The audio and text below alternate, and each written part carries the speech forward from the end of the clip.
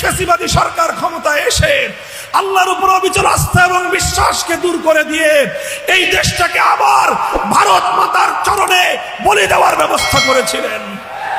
তিনি বাংলাদেশের মানুষের স্বার্থ দেখেন নাই, তিনি ভারতের স্বার্থ দেখে এই বাংলাদেশকে ভারতের জন্য কোরবানি করতে, বলি দেওয়ার জন্য যা কিছু করার তাই করেছিলেন।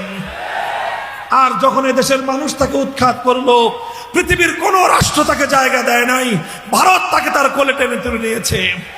এখন আবার ভারত তার স্বার্থ রক্ষা করার জন্য, একজন ব্যক্তির স্বার্থ রক্ষা করার জন্য 20 কোটি বাংলাদেশের মানুষের বিরুদ্ধে যুদ্ধ ঘোষণা করেছে। মুহতারাম হাজিরিন, এখন আমাদের গোটা জাতিকে ঐক্যবদ্ধ হতে হবে। মনে রাখতে হবে আমরা শাহজালালের উত্তরসূরি। মনে রাখতে হবে শাহজালালের চেতনা ছিল এই জমিন থেকে গৌর গোবিন্দকে উৎখাত